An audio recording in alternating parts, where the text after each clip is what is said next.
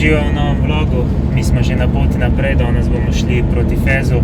V bistvu v mesto še ne veva, če bo hodila, ampak bomo pa sigurno tam v predmestju probali najti en servis, zaradi tega, ker moramo narediti reden servis, se pravi menjava olja in filtrov.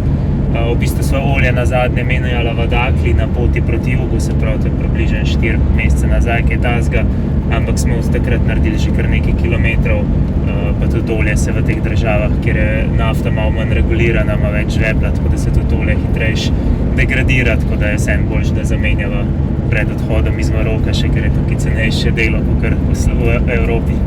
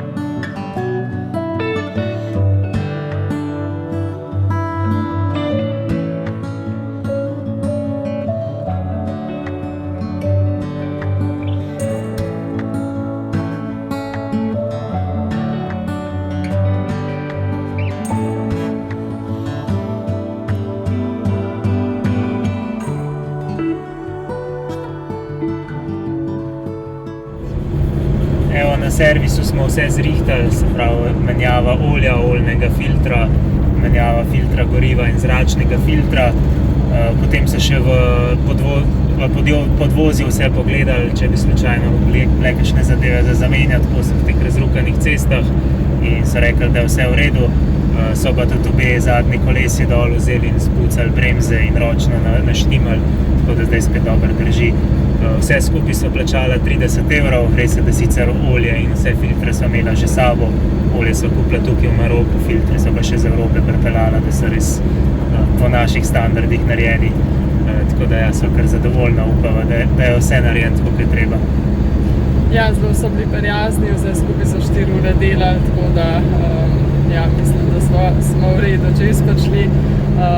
So nam vmes tudi čaj skuhali, pa piškote ponudili, tako da mi je bilo kar prijetno biti na servisu.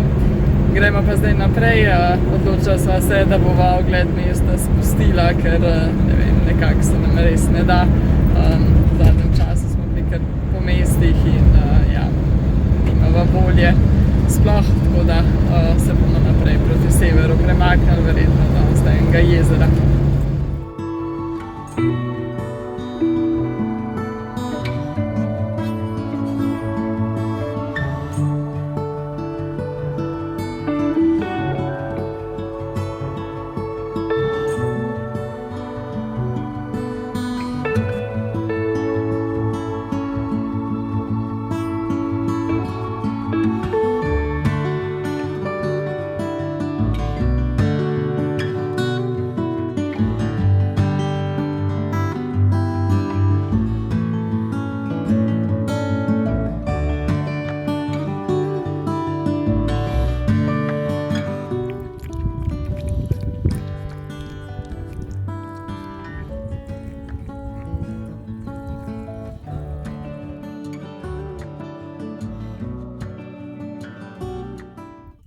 Danes smo prespali v tem jezeru in včeraj sva našla tukaj eno leglo mladičkov, 3 majhni puhci so, ki ne znajo niti še jesti, oziroma nimajo še razvitih zob, še niti vidijo ne, tako da včeraj sva jim dala malo briketov, ampak jih niso mogli še jesti, tako da sva jim potem razmočila jih v vodi in danes sva jim še enkrat orenk razmočila čez noč, tako da je bila ena kašica ratala, tako da jim zdaj še drugo rundo neseva.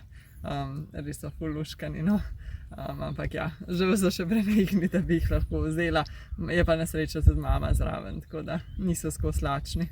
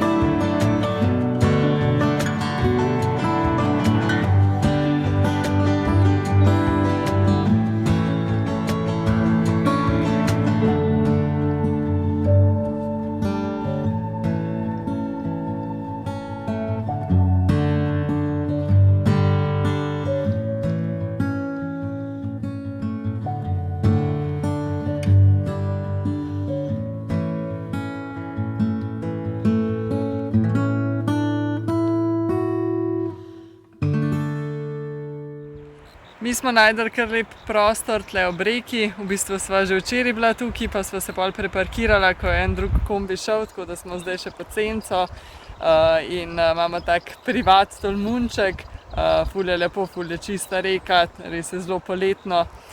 Edin minus, ki je, da sem se včeraj za kemperjem tako res skrita sončila v kopalkah.